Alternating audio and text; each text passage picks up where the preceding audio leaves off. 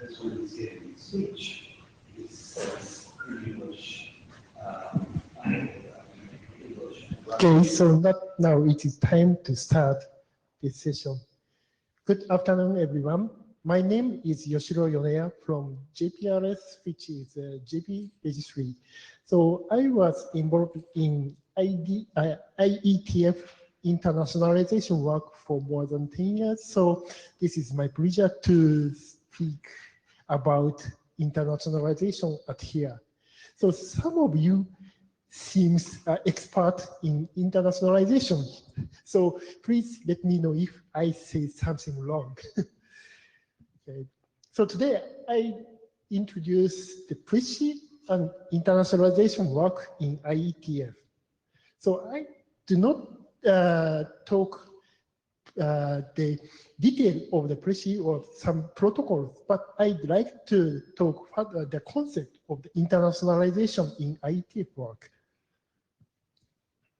So at first, I'd like to introduce a brief history of internationalization in IETF and the internet protocols.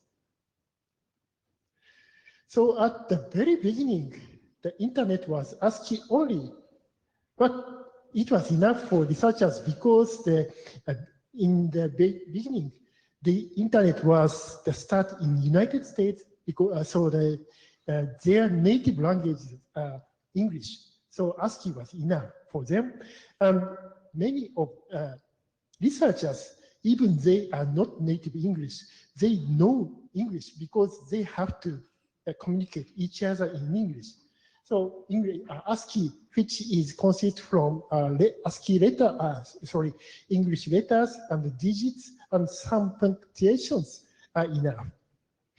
But due to the internet growth, was accelerated since late 1980s due to popularization of workstations.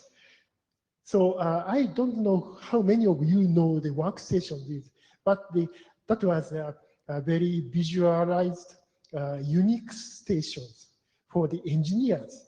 And that was very easy to use, and it was utilized the computer and network not only for engineers, but to the designers or some of the document producers. So it enlarged, expands the use of internet. And at that time, ASCII was not enough for the communication of the new users of the internet, because some of designers or new users or like designers do not use English so often, even in if they were not lived in United States or England or so. And in early 1990s, multi-purpose internet mail extensions was standardized. This was the epoch. And by the standardization of MIME, various character sets other than ASCII, such as ISO 55891 or ISO 2022 JP and so on, were enabled to use in email message body, and some unstructured headers such as display name in from or to headers. And this also utilized the character set other than ASCII in hypertext messages, such as web contents. And in middle of 1990s, appearance of commercial ISPs and the internet-capable consumer OSs, such as Windows 95 or Mac OS 8, was changed the internet users drastically. So at this time, door to the internet was open to the end users. End users means usual people who were not familiar with computers or the network. So due to this commercialization of internet or easy to use of internet, the internet was spread all over the world. And email and World Wide Web became the end user's daily communication tool. So users began to use their native language on the internet. And in late 1990s, some portion of the end users were desired to use their internet identifiers in their native languages. So at this time, the most desired identifiers was a web name, and that was a domain nearly equal to domain name. And this desire was very high in the Asian regions and the Arabian regions, because the users in these regions are not familiar with ASCII characters. They use, for example, Chinese, most of Chinese use Hanji only, and Arabic are directional issues. The Arabic script writes right to left, but the English or ASCII writes left to right. So the mixture of these scripts cause a very confusion for the users.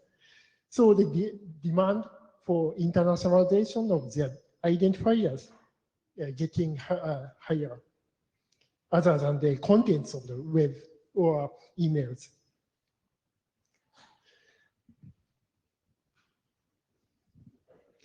Okay, so next I introduce what is internationalization work in the IETF. First, I introduced RFC 2277. This RFC describes IETF policy on character sets and languages. This was issued on 1998, and this RFC was published as a result of IAB workshop. And this RFC 2277 is also known as BCP 18. So I don't know, many of you know, but this is one of the best current practice of IETF. So in this RFC, it requires internationalization considerations in the RFC. And this RFC suggests just use UTF-8. And after several experiences, we know the first was widely ignored. Not so many RFCs have internationalization considerations in their section after the security considerations. And the second one, just use UTF-8 is not enough for the internationalization of the protocol. So here I explain what the jargon I18N means. I18N means internationalization. So please see the characters between the starting character I and ending character N. There are 18 characters. So I18N means I internationalization with 18 characters between I and N. So similarly, there are L10N for localization and M8, sorry, this is not 18, but 17, sorry, M70N for multilingualization. But today I don't explain localization or multilingualization. This is not the scope of today's talk. But some of you will see these jargons. So just explained as a similarity. So I18N internationalization in the IETF. So first I explain some myths in the IETF or people knowledge. Some people say that the internet is used internationally. So the internationalization is done from the beginning of the internet. But this is not mean the internationalization. This is saying the globalization of the internet. So widely used in the internet worldwide is a globalization of the internet. And second, some people say the internationalization is not internationalization, it is a localization. But this is not true because the localization, this is internationalization supports localization. But the localization, the people say localization here means the localization of communications. So for example, if you use your native language in the abroad, for example, you use your native language here, but you communicate with your family or friends, colleagues in your country. So the internationalization support to use a native language or native communication all over the world. And in IETF, internationalization means to add or improve the handling of non-ASCII text in protocol.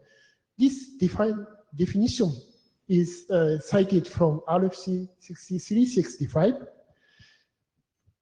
So as I said, internationalization provides common framework to communicate in local text as in the globally.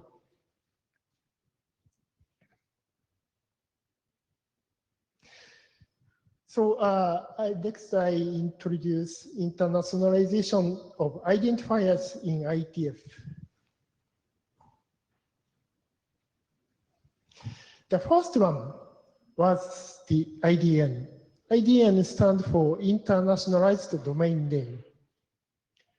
So the IDN is the first fundamental internationalization work of identifier in the IETF. This work was started on 1999 at the IETF 46 Washington, and the foundation of IDN working group produced IDNA 2003 as an RFC 3419, 3491, and 3492. The name of IDNA 2003 is derived from the year of issued. So RFC 3490 to 92 was published on 2003. So it took about 3 years standardized IDN at the first stage. And the very important deliverable from IDN internationalization was the standardization of string prep. The string prep was published as RFC 3454 just prior to IDN 2003. So this string prep provides the framework of internationalization of identifiers. I will talk later. And after several years of the, some internet domain name registry had utilized and developed, deployed IDN registration in their domain name TLDs. And after that, IDNA was improved. And IDNA 2008 was published as RFC 5819 to 5894. And these RFCs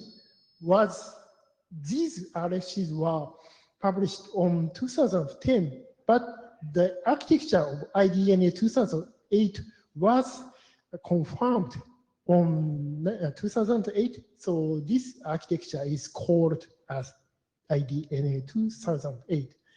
So IDNA 2003 and 2008 are different. Main concept is the same, but some modification and improvement was done in IDNA 2008. And another work for internationalization was IRI. This is stand for Internationalized Resource Identifier. And it was published as RFC 3987.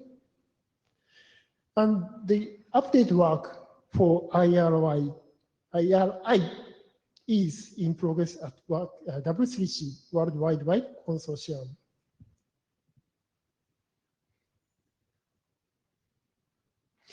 And another important work for the internationalization of identifier was EAI. EAI stands for Email Address Internationalization. So there was also two stages of standardization. The first stage, it was published as experimental, RFC 4952 to RFC 5983. These were experimental protocol for email address internationalization. And some people implemented this experimental protocol and did some interoperability testing work between them.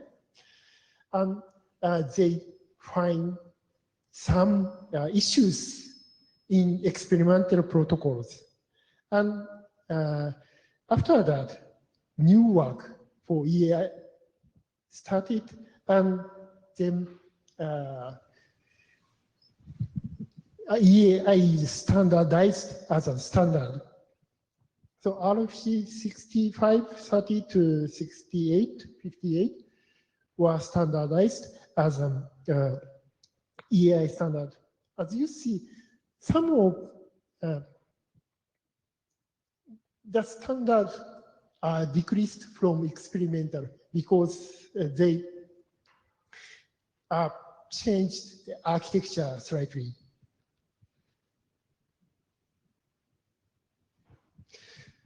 So the concern of the internationalization of protocol is how we think about the backward compatibility.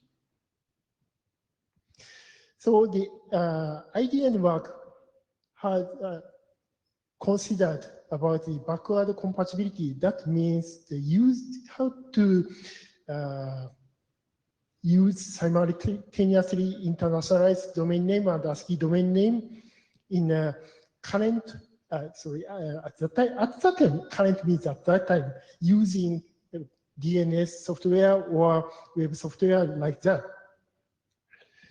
So the backward compatibility was very important thing for the IDN, because the deployment of IDN was very, if the infrastructure or applications were changed, the deployment was very difficult. So at that time, that was about 15 years ago, the people think that the backward compatibility for the ASCII infrastructure or not changing the infrastructure was very important. Otherwise, EA has almost no backward compatibility with ASCII infrastructures.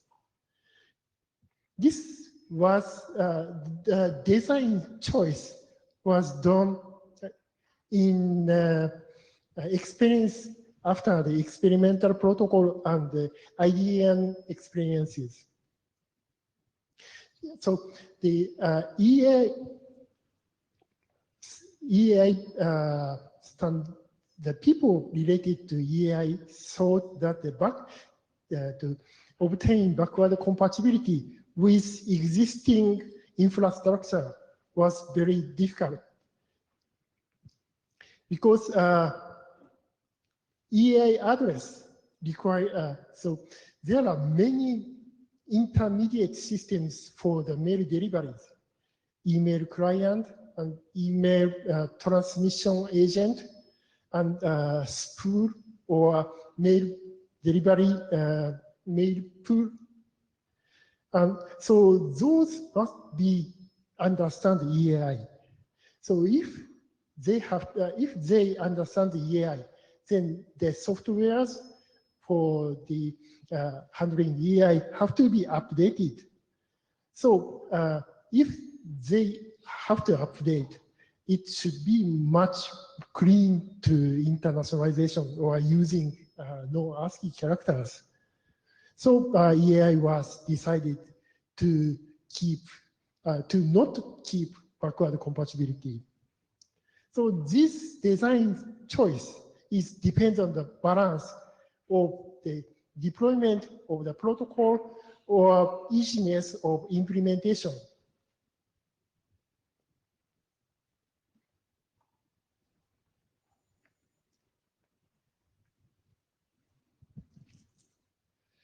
Okay, so next I explain about the issues in internationalization of identifiers. So first, I explain about the Unicode. Unicode is a character set which has a variety of script and punctuations, symbols used in worldwide. So from the beginning, Unicode gathers many of existing character sets in local or domestic standards. And at the beginning, they had more than 50,000 characters, and now Unicode has 100,000 characters. And also it has emoji. And the Unicode code point is noted as U plus XXX. It's some hexadecimal character, a hexadecimal number. And if you see this notation, it is a Unicode code point. And another important word is UTF-8, as already said. This was standardized RFC 3629, which is an encoding method of Unicode code points.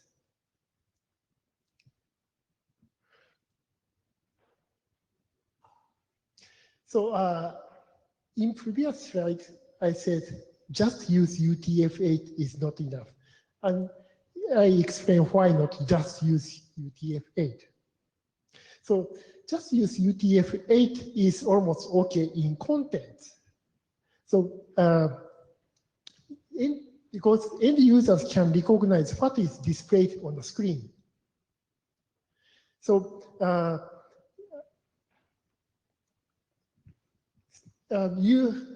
of course, you have to pay attention for phishing. For that means similar looking character. By the internationalization of the contents, there you can use lots of characters on the message. So many of similar looking characters can be used for some malicious behaviors. But it is okay for use, you just use UTF-8 in contents. But it is not okay in identifiers. So this is because sometimes a display character has several computer or network internal representations. That means code points or a sequence of code points. So identifier is an identifier. So it has to be match exactly which one is you want to access. So if the same looking string are not the same for computer, it would be a security issue. So can you distinguish the difference between this fewer or fewer? So this fewer consists from 3 characters, 3 F and U with umlaut and R. But the below one is consists from 4 characters. F, U, and the combining mark, umlaut combining mark, and R. So these are the same for human eyes, but these are different for computers.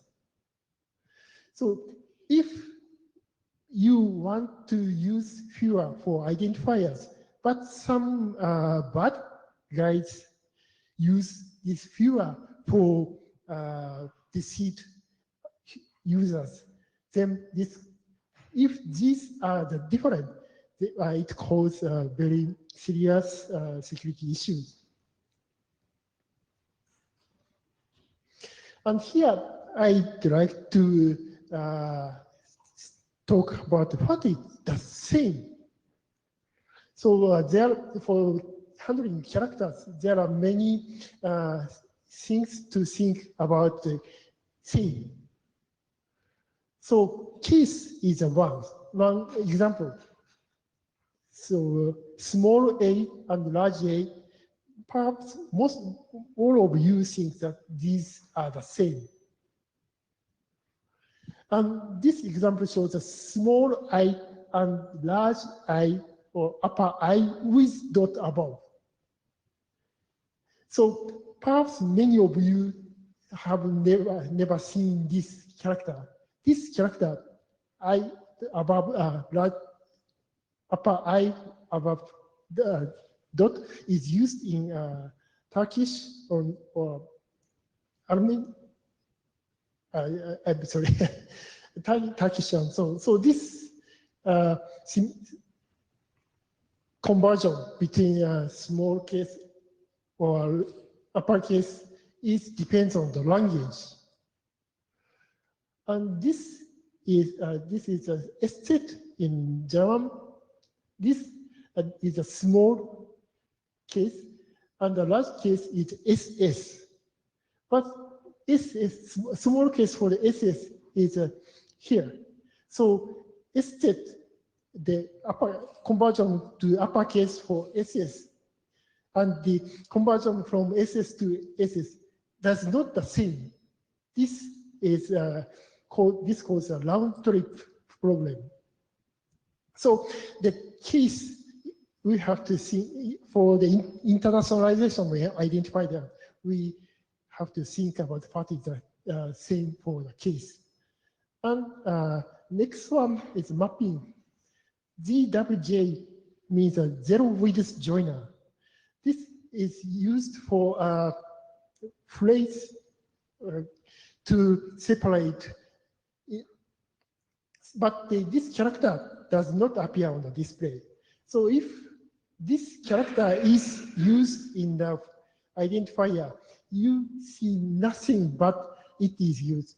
So IDNA or string prep defines zero width joiner for map to nothing. But the use of zero width joiner is now considered as a contextual character. Contextual means it depends on the context of its usage. Zero width joiner is sometimes very important for some script. And third one we have to think is equivalence, or this is also called normalization. As I showed in the previous slide, the equivalence is think about a character or combined characters. So this character is U with umlaut, and this character can be explained U plus combining marks. So as I showed in the previous slide, these characters should be considered as the same. So this conversion of the one character or combining character is important.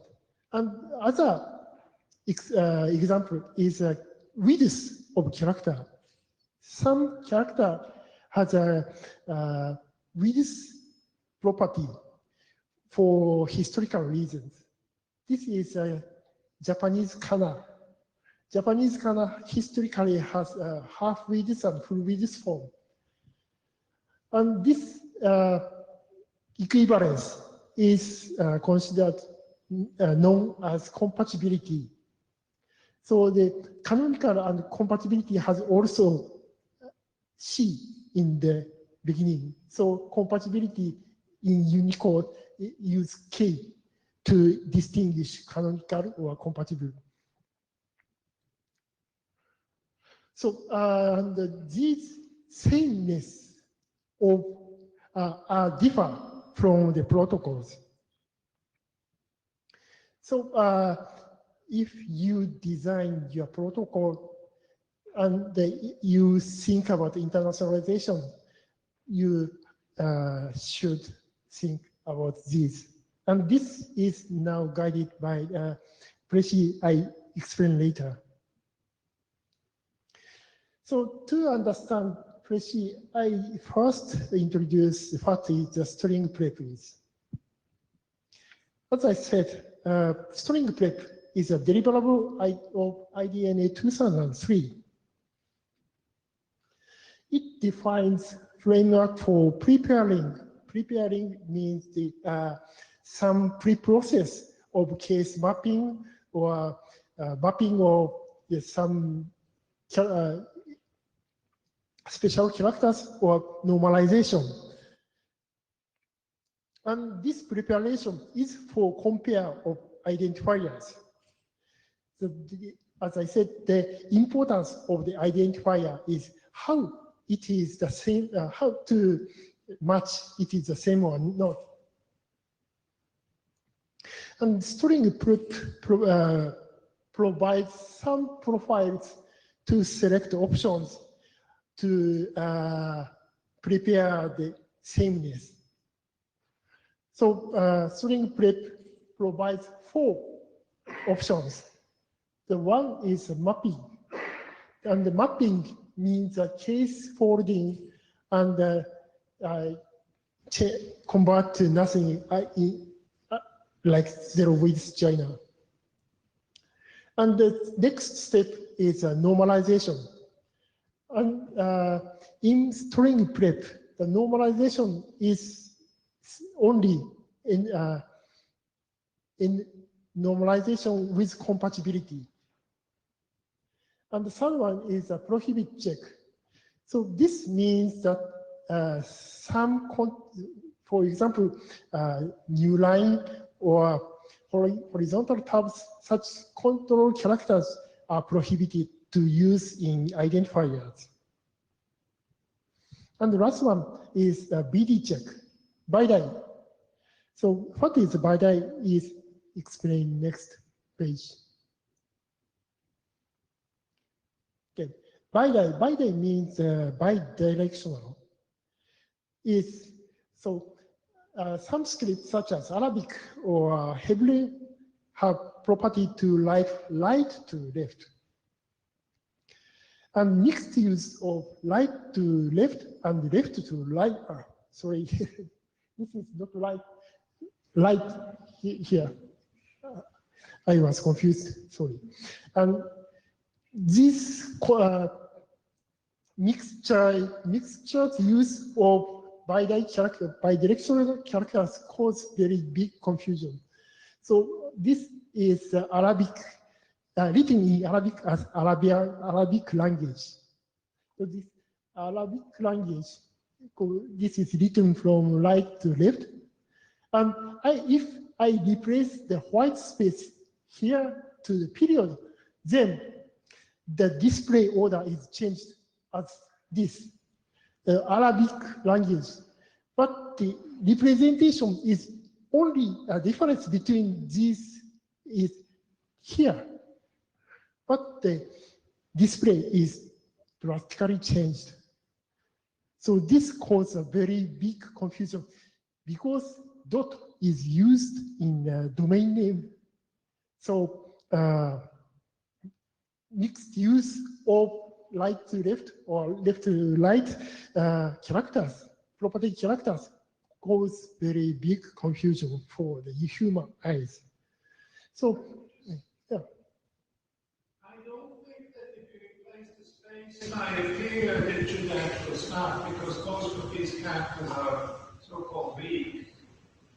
So you should just go with the S that goes right to left. You definitely can construct examples where things happen, that's for sure. Okay, thank you for the completion. So yeah, this kind of case will happen if you use some ASCII characters or so in here. But it was difficult for me to prepare such a string. So I used this for the explanation. So here is a question. Is string prep perfect? The answer is unfortunately not. So one thing we have to think is case mapping and normalization are defined, depends on the Unicode specifications. And Unicode specifications are updated, these specifications are updated when Unicode version is updated. So string prep has a dependency on Unicode version 3.2.0. But as you know, the most recent version of Unicode is now 8.0, and 9.0 is going to publish very soon.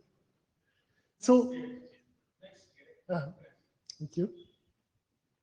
So there is a difference, but 5 versions difference between string prep and the Unicode version. So this is one big issue for the string prep. And another issue for string prep is, as I said, the normalization option is restricted to canonical compatibility. That is NFKC in Unicode normalization notation, or nothing, no normalization. So the NFKC was found that it is sometimes troublesome for certain languages, such as German or Greek. So that the German Greek stuff and the normalization is separate. yes. It's not related. Yeah. So except final sigma was changed in canonical compatibility and. That doesn't have anything to do with normalization. It's a separate issue. Okay.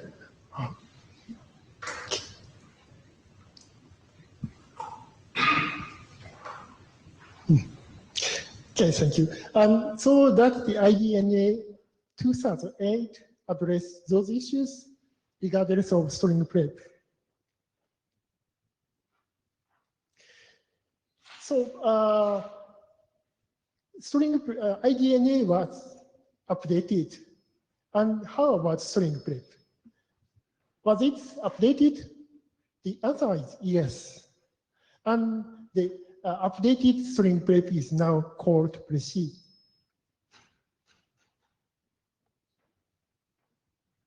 So now I explained about Precis. So what is Precis?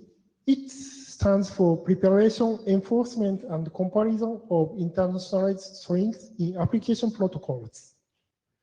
And it was published as RFC 7564 this year. So this Precis work was now, you can use Precis work So the what new in Precis from this compare from string prep.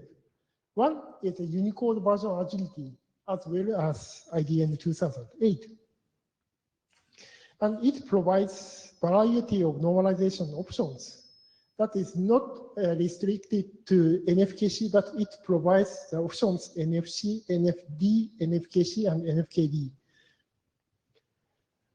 But most recommended normalization option is NFC now, as well as IDN 2008. And Precis provides more generic method for strings. Now, Precis defines two classes of strings. One is called as identifier class, which has a more restricted property. And the other is called freeform class. This is more relaxed and is intended to use display name or password and such strings. And who uses Precis is you. So especially if your protocol is new to IETF, and it defines identifiers or names, please be sure internationalization is mandatory.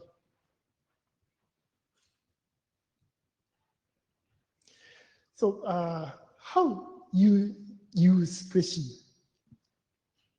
So first you think the figure out of the which of your protocol elements are user facing, such as identifier or names, and then if those are only ones, you should internationalize.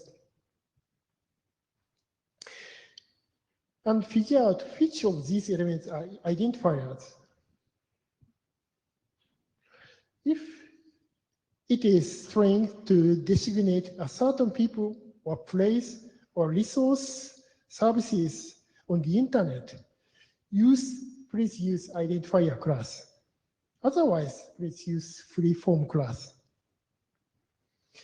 And after you figure out your identifiers or strings class, then please define your Precis profile and register to IANA. But there are several already defined string prep class, Precis profiles, such as RFC 7613. This is a SASL prep. So this RFC 7613 defines both identifier class and the freeform class. So if you read RFC 7613 and if you think this is usable for your protocol, please use RFC 7613. Not define your own. Just reuse is more preferable because having many profiles are sometimes confusing, and it is sometimes difficult to update after the your protocol modification. And another profile is RFC 7700 will be published soon. This is a nickname for this is a so-called nickname is used for a username, display name, and so on. So if you want to internationalize your strings as a freeform class, this RFC 77000 is preferable to reuse. So I explain about the remaining issues of internationalization in IETF. So here I revisit Unicode. Until Unicode 6.3.0, composition of combination marks has its own code point as I showed U plus umlaut. But this principle was broken by Unicode 7.0.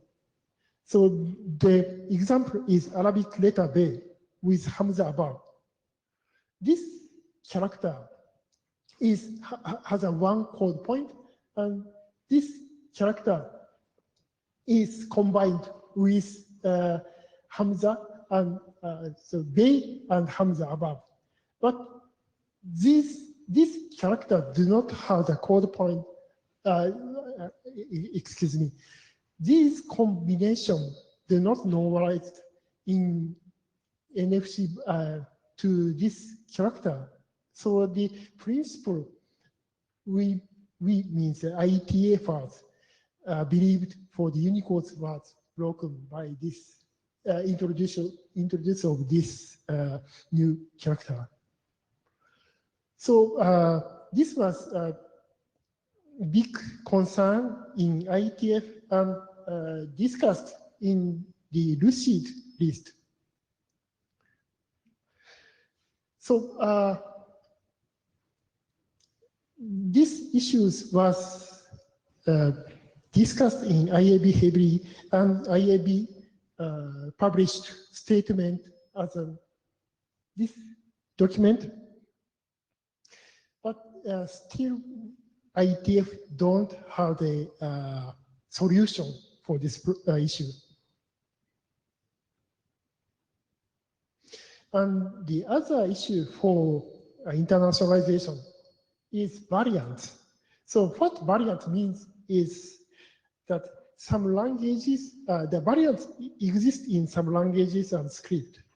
And variant means the same pronunciation and meaning character, but they have a different code point. So this variant case happens typically in Han or Chinese letter. This character is a traditional Chinese character, and this character is a simplified Chinese character.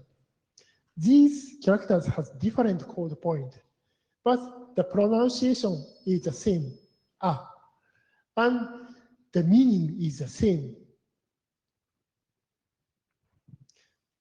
So this conversion between traditional and simplified is not defined as a normalization, because the equivalence between these variants are different from languages. That is, Chinese speakers think these are the same, totally same. But Japanese speakers do not think these are the same. This character is not used in Japan. So Japanese don't think this is the same. So the variance does not have common normalization method. So this issue is solved by some operational method. And now this issue is discussed in Laga working group. Laga working group was established this July, but the concept was discussed very long time. It started in the very beginning of IDN standardization work. And Laga is now going to provide the syntax to define the relation between this kind of variants. And yet another issue is homographs. So some scripts have similar looking characters each other. So pay, and this is not pay, this is ASCII character, alphabet characters, and this is Cyrillic character. So these are the same looking for human eyes, but the code points are totally different. There is no solution for homographs. So I don't know this is solved in IETF or not, but in practically using the different scripts are prohibited. For example, in IDN, registering IDN in registries. So this kind of operational recommendation or best practice would be a solution for in the IETF. And these issues are addressed in RFC 69 2012. So please, if you consult for more information for this RFC. Okay, the summary. The internationalization has to be designed in protocol. And the Precis work will guide you. And please please note that internationalization work in IETF is still going on, because I said there are unsolved issues. So any contribution to internationalization work is highly recommended. So please join internationalization work in IETF, such as Lucid, Laga, and Precis. Precis is going finish soon, but the work is remain. Okay. So thank you for coming to this tutorial session. Please provide your feedback with this URL. Hi, thank you very much. My name is Dan Harkins. Sorry if you went over this earlier. I came in a little bit late, but 7613 is obsoleting 4013, right? So if I had a protocol that that specified an old protocol that specified using 4013 to do internationalization processing on characters to generate a password, is that a proper subset of 7613? So that when I update my protocol, I now have to say 7613 so people can do emojis and things like that. But would it still interoperate with the older version of the protocol? So if somebody typed in the same characters that went through 4013, if they typed the same characters in 7613, would it produce exactly the same binary output? Yes. So please the migration from string prep to Precis will cause the compatibility issue. So it's not a proper subset. SASL prep is not a proper subset of Precis. SASL prep,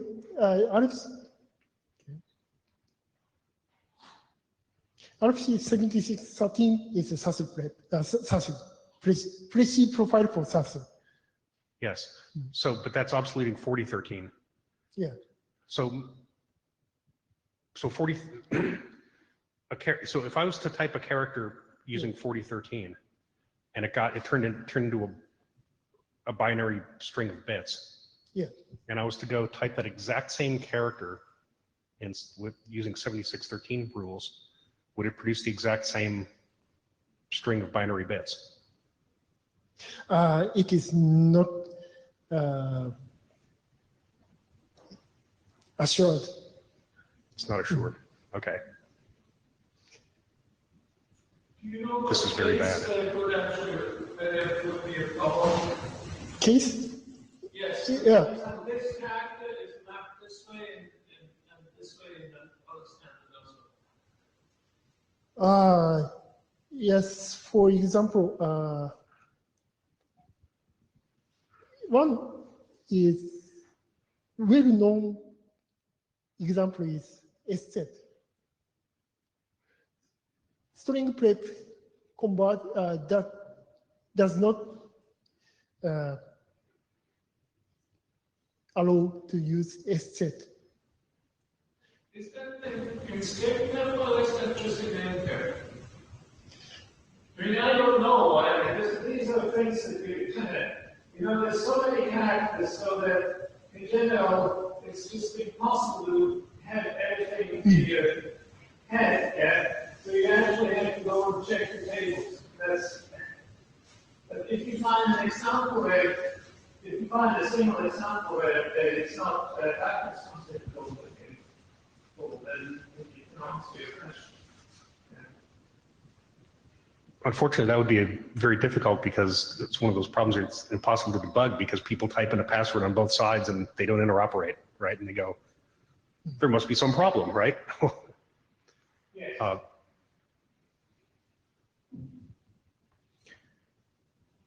Yeah. So I know in 4013 it said that unassigned code points were prohibited, and 7613 doesn't do that, right? So there's a whole bunch of new code points that are. Well, that part is probably very safe. What you want is that unassigned code points are not used as long as they are not assigned, but then once they get assigned, you're able to use them again. So that otherwise you get stuff like IETF 253, which is essentially in a turn this up on the vehicle version 3.2, so that's not what you want to do. And we can assume that unassigned code points are prohibited. The average user should be able to input that. Right. So that was my hope was that because 4013 limited the amount of things that people could type because other stuff was not assigned, that what they typed got normalized and produced a bit string. And I was hoping that if they typed the same thing in 7613, you'd produce the same string of bits, but apparently that's not correct, right? It's all different now? There's no... So, yeah, some characters is different from previous. So some characters are different because they're new characters. What I'm saying is the old characters that you typed in 4013, if you type those same old characters in 7613, do you come up with something completely different? I'm sorry, I'm not sure. I'm not so exact for such. Okay. All right, thank you.